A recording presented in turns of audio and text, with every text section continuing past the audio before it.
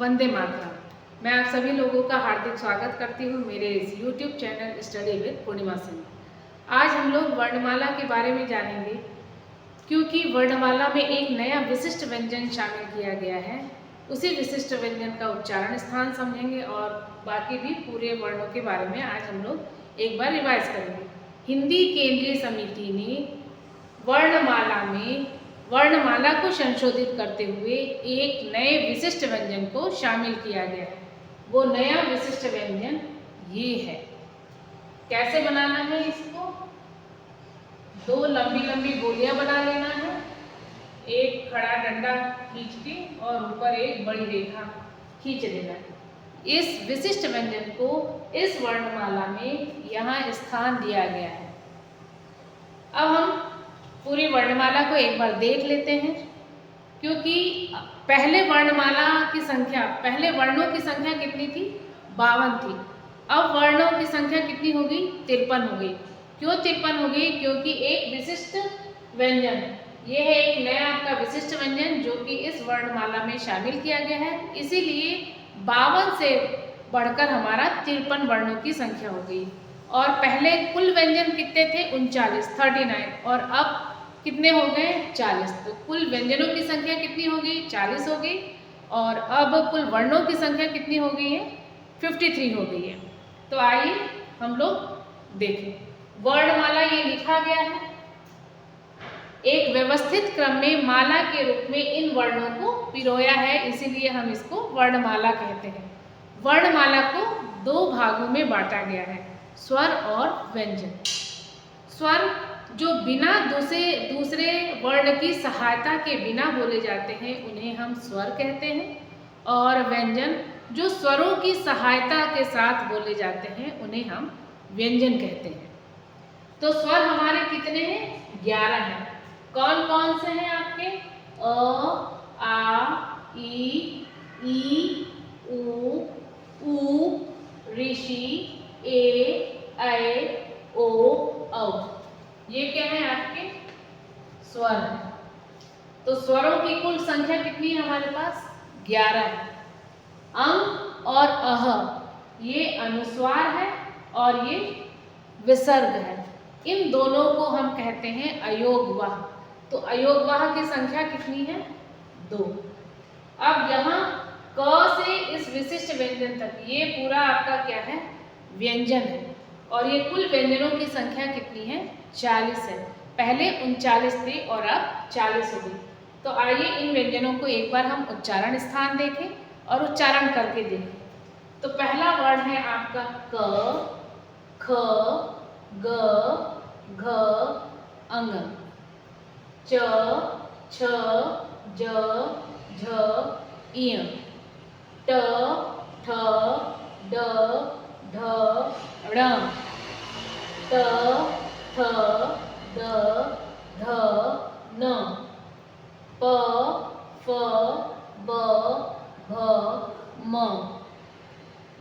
य, र, ल, व, श, स, स, ह, श, त्र, य, श, ढ़, ढ।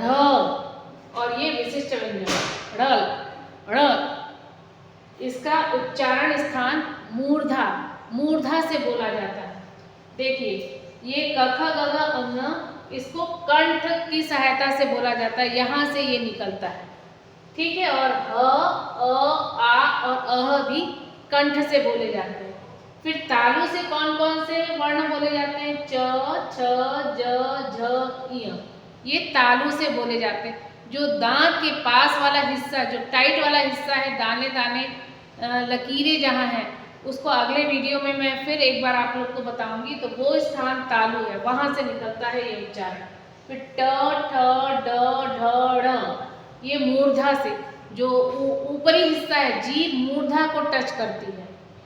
फिर त, थ, द, ध, न, ये दंत से। आप उच्चारण करके देखिए कि जिह्वा हमारी दांत को स्पर्श करती है। प, फ, ब, भ, म, ये ओष्ठ से बोले जाते हैं। और ओष्ठ से ऊ, बड़ा ऊ और व। दंत से ल और स, मूर्धा से देखिए र, श, ऋषि और ये जो विशिष्ट व्यंजन है ड़ल, ये तालु से बोले जाते हैं, य, श, ई और बड़ा ई। ठीक, ये हमने उच्चारण स्थान देखा। अब क से म तक को हम स्पर्श व्यंजन कहते हैं। स्पर्श व्यंजन इसलिए कहते हैं क्योंकि जिह्वा कहीं न कहीं मुख के किसी न किसी भाग को स्पर्श करती है, इसलिए हम इसको स्पर्श व्यंजन कहते हैं। ये क, ख, ग, घ, ङ, इसको कहा जाता है क वर्ग, इसको कहा जाता है च वर्ग, इसको ट वर्ग, ये त वर्ग और ये प वर्ग है। यहाँ 25 वर्णों की संख्या है स्पर्श व्यंजन की। इसको क वर्ग, च वर्ग, ट वर्ग, त वर्ग, प वर्ग क्यों कहा जा रहा है? जो गणित में हम वर्ग पढ़ते हैं, जिसकी चारों भुजाएं बराबर होती है, उसे हम वर्ग कहते हैं। तो यहाँ भी देखिए, ये 5 वर्ण इधर से है और 5 वर्ण इधर से है, 25। तो ये एक वर्ग के रूप में बन रहा है, इसीलिए हम इसको हर एक को क्या कहते हैं? ये क वर्ग का, ये च वर्ग है, ये ट वर्ग है, ये त वर्ग है और ये प वर्ग है। और ये आपका अंग, य, ण, न और म, ये पंचाक्षर इसको कहा जाता है। क्यों पंचाक्षर कहा जाता है? क्योंकि ये क वर्ग का 5वां अक्षर है, च वर्ग का ये 5वां अक्षर है, ट वर्ग का ये 5वां अक्षर है, 5वां वर्ण है, त वर्ग का ये 5वां वर्ण है, प वर्ग का ये 5वां वर्ण है। तो इसीलिए इसको पंचाक्षर भी कहा जाता है। तो पंचाक्षर की संख्या अगर पूछा जाए कि पंचाक्षर कितने हैं हिंदी वर्णमाला में, तो आप बताएंगे 5। कौन कौन से हैं? य, अंग, य, ण, न और म, ये 5 है। फिर अंतस्थ व्यंजन कौन कौन से? य, र, ल और व, ये हृदय से निकलते हैं। इनकी संख्या कितनी है? 4 है। फिर श, श, स, ह, इनको ऊष्म व्यंजन कहा जाता है और इसकी संख्या 4 है। फेफड़ों से वायु जब आपस में रगड़ करके बाहर निकलती है तो वो गरम गरम, आप अगर हाथ रख के और बोलेंगे श श, तो आपको गरम गरम महसूस होगा। वायु रगड़ से बाहर निकल रही है, ऊष्मा उत्पन्न कर रही है, हीट उत्पन्न कर रही है, इसीलिए हम इन 4 व्यंजन को ऊष्म व्यंजन कहते हैं। फिर श, त्र, ज्ञ, श्र, ये क्या है? संयुक्त व्यंजन। संयुक्त व्यंजन किसे कहते हैं? जो 2 या 2 से अधिक वर्णों के योग से मिलकर बनता है, उसे हम संयुक्त व्यंजन कहते हैं। जैसे श, क और श के योग से मिलके बनता है। क के नीचे हल चिन्ह है, इसका मतलब ये आधा क हुआ, यानी स्वर रहित ये लिखा हुआ है क। फिर त्र, त और र के संयोग से मिलके बनता है। य, ज और य से, और श्र, स और र के संयोग से मिलके बनता है। इन चारों वर्ण के नीचे हल चिन्ह लगा है, इसका मतलब ये है आधे अक्षर है। श आधा है, ज आधा है, त आधा है, क आधा है, यानी बिना स्वर के ये वर्ण लिखे गए हैं। तो ये आपको समझ में आ गया होगा कि संयुक्त व्यंजन किसे कह रहे हैं। फिर उत्क्षिप्त व्यंजन, ड़ और ढ, ड़ और ढ, ये प्रेशर से बोले जाते हैं और ये कभी भी शब्द के प्रारंभ में नहीं आते हैं। फिर चाहे ये बीच में आए, चाहे बाद में आए, लेकिन शब्द के प्रारंभ में ये दोनों वर्ण नहीं आते हैं, ये हमको ध्यान रखना है। इन वर्णों का उच्चारण कैसे होता है? जब जीभ पीछे मूर्धा को छूती है पलट के और प्रेशर से बाहर निकालती है, तो हम इन वर्णों का उच्चारण ऐसे कर पाते हैं, ड़, ढ़, ड़, ढ़, और इसको उत्क्षिप्त व्यंजन कहा जाता है। और ये है विशिष्ट व्यंजन। विशिष्ट व्यंजन इसका नाम दिया गया है और इसको हिंदी वर्णमाला में यहाँ शामिल किया गया है। देखिए, ये मैक्सिमम इसका उपयोग कहाँ होता है? तमिल में होता है, मलयालम में होता है, मराठी, कुमाऊनी, गढ़वाली। अलग अलग राज्यों की जलवायु अलग अलग होती है, खान पान अलग अलग होते हैं, कंठ का बनावट अलग अलग होने के कारण जो जबान में उच्चारण होता है वो थोड़ा डिफरेंट होता है। जैसे बहुत से लोग इसको क्या बोलते हैं, के, खे, गे, घे, अंग। तो बोल वो वही रहे लेकिन थोड़ा सा टोन में डिफरेंस हो जाता है। तो ये तमिल में ज़्यादातर इस्तेमाल होता है। जैसे पहले तमिल ऐसे लिखते थे, तमिल, अब कैसे लिखते हैं, ये विशिष्ट व्यंजन है, तमिल, तमिल, ल, न इसका उच्चारण पूरा ल है और न ही ड़ है। इन दोनों के योग से जो उच्चारण हो रहा है वो इस विशिष्ट व्यंजन का उच्चारण आपको करना है, ड़ल, ड़ल, तमिल, तमिल, तमिल, मलयालम, मलयालम। उस तरीके से हम लोग को अभी इसका बहुत अभ्यास करना पड़ेगा, लेकिन ये आपको क्लियर हो गया। इसका जो उच्चारण स्थान है वो मूर्धा से होता है। जो विशिष्ट व्यंजन का उच्चारण स्थान है वो मूर्धा, जो मुंह के ऊपरी हिस्से में बीचों बीच में जो हिस्सा है वो मूर्धा होता है और वहां से इसका उच्चारण आपको करना है, तब हमारा उच्चारण सही होगा। तो आइए अब हम देखते हैं स्वरों की संख्या कितनी है, 11 है।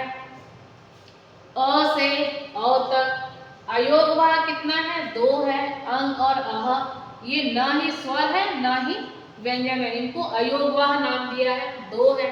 स्पर्श व्यंजन कितने हैं, 25 हैं। क से म तक ये स्पर्श व्यंजन है, ये मुख, जिह्वा मुख के किसी न किसी भाग को स्पर्श करती है, तो इसकी संख्या है 25। अंतस्थ व्यंजन की संख्या कितनी है, 4 है। य, र, ल, व ये 4 है। ऊष्म व्यंजन की संख्या कितनी है, 4 है। श, स, स, ह ये कितने हैं, ऊष्म व्यंजन की संख्या 4 है। संयुक्त व्यंजन की संख्या 4 है। शत, त्र, य और श उसकी संख्या 4 है। उत्क्षिप्त व्यंजन की संख्या 2 है। ड़, ढ़ 2 है और विशिष्ट व्यंजन 1 है। तो कुल वर्णों की संख्या 52 से ये 1 बढ़ गई तो 53 हो गई, 53 हो गई, और कुल व्यंजन की संख्या 40 हो गई। मूल व्यंजन हमारे 33 है, ये क से ह तक मूल व्यंजन ये कहलाते हैं, और कुल व्यंजन यहाँ से यहाँ तक आपके 40 हो गए। तो अब अगर परीक्षा में पूछा जाता है कि हमारे हिंदी भाषा में कुल वर्णों की संख्या कितनी है, तो आप कितना बताएंगे, 53 बताएंगे, और कुल व्यंजनों की संख्या कितनी है, तो वो है 40।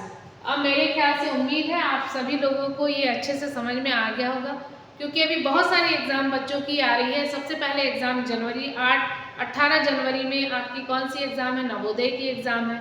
फिर फरवरी में 2 एग्ज़ाम है, 8 फरवरी को विद्या ज्ञान की एग्ज़ाम है और 9 फरवरी को अटल आवासीय परीक्षा है, फिर सैनिक स्कूल की परीक्षा है। ऐसे बहुत सारी परीक्षाएं हैं, उसमें ये प्रश्न आ सकता है कि हिंदी वर्णमाला में कुल वर्णों की संख्या कितनी है, तो आपको 53 बताना है, और कुल व्यंजनों की संख्या पूछी गई तो आपको 40 बताना है।